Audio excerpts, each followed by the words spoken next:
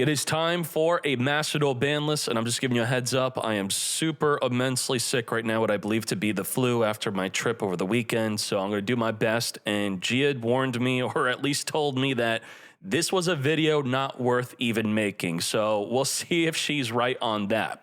And we're going to be using this ban list, whatever it is, on the new stream happening on this Sunday with March Pack leaks. So make sure you show up there with the new ban list and the leaks. And going into this ban list, what is the tier list looking like?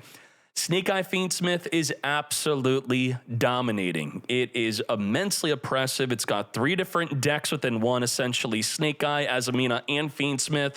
And you need at least 3+ hand traps to even stop them, with everything else pretty much being behind them. The format's all about this deck. Now, let's see. Let's hop in. Let's zoom in a little bit. Boom. March 6th, which I believe that is when the new pack is coming out. That's usually how these coincide. All right. Cards to be unlimited. What we have here, Cynet Mining. This went from 3 to 2 because of MathMech. So let's open this up real quick. You can see MathMech using it at 2, 100%. G Golem, okay. Salmangreat kind of likes it. A lot of them are either using it at 2 or not using it at all. But there's a new deck on the horizon, which is maybe why Cynet Mining were to get unlimited, right? Let's see.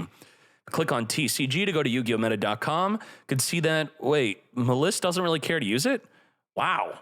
98% are not using it. Well, you know, it is a Cyburst deck. What about OCG? 59% of the OCG are not using Cynet Mining. Otherwise, you know, about 40% are all over the place at 1, 2, or 3. Okay, yeah, I guess it's just an outdated hit, and does not mean that you should be expecting that Melissa should be coming soon, right? Because if what else do we have here that could be coming up? Nothing too relevant, right? Melissa would be the only thing. Okay, so if you're a MathMech enjoyer, congratulations. You now can play your Cynet Mining at 3. All right. Oh, what is this? Swap Frog from 1 to 3. Wow, it wasn't even at 2, straight from 1 to 3. Let's open this up real quick.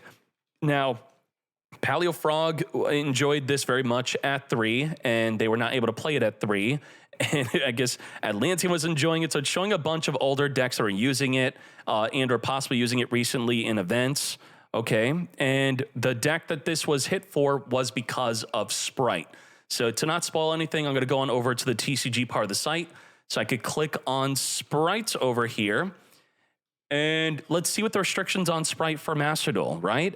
This is at Master Duel to 2. Wait, I guess this would be spoiling myself, right? We'll look at Sprite afterward, but Swap Frog was the main reason for it to get hit, and now that it's no longer at 1, what was the other card that got hit, though? Let's type in Frog. The Frog. Totally awesome. I guess it would have been spoiled anyway. It is banned. And it is not still banned, so it did not get unbanned with it. The Totally Awesome is pretty much tied to the Sprite Elf anyway. And the other card I'm thinking about, was Dupe Frog ever hit? Dupe Frog was never hit. It was the Ronin Totem, I believe, was hit in the TCG, still banned, and untouched in Master Duel.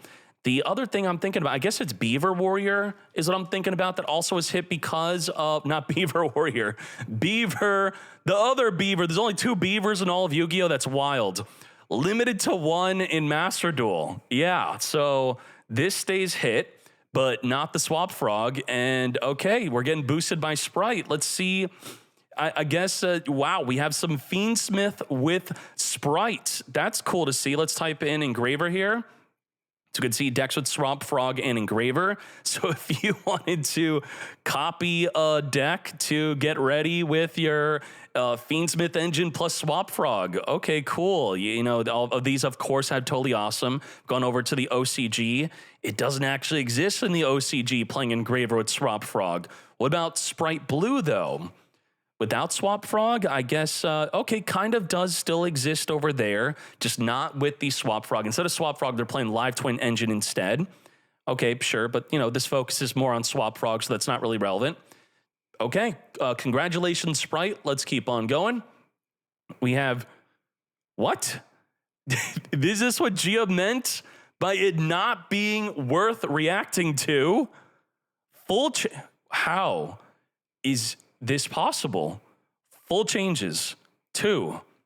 Oh my gosh, I feel, not only am I really sick, but like I feel sick after seeing this ban list even more because I was predicting, look at this stupid deck, the top deck by far.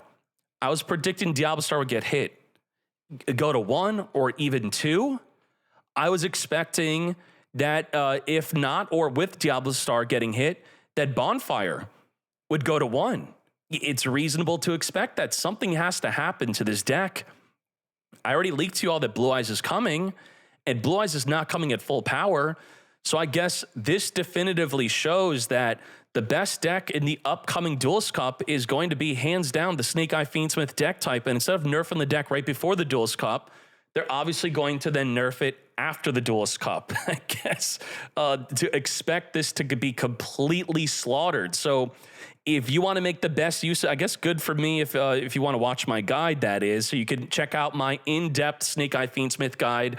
Make sure you take the absolute... I also predicted that Beatrice would get banned.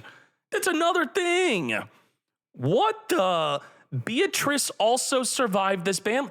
I'm talking things that needed to happen.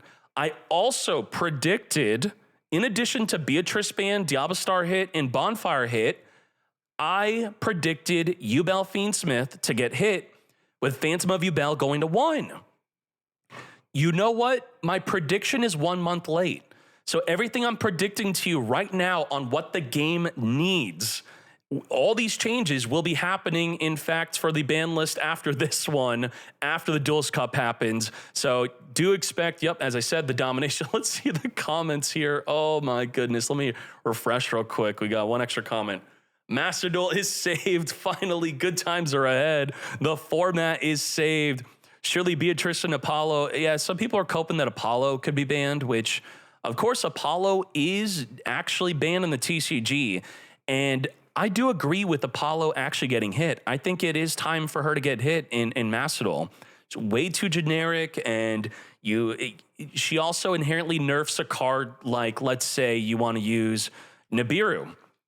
If you want to hold your Nibiru right before they make the Caesar, you actually have to fire your Nibiru off early, because even if they can't make a Caesar, they can have the chance to make Apollo USA.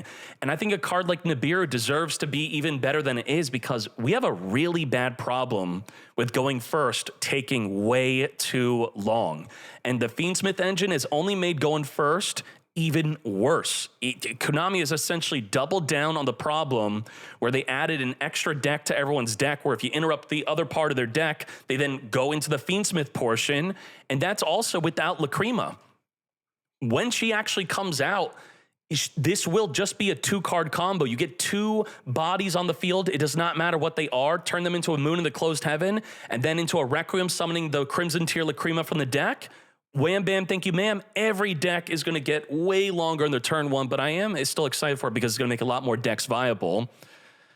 I don't know. I've been reading Reddit, and a lot of people are actually saying that this is probably the most toxic Master Duel has been in a while.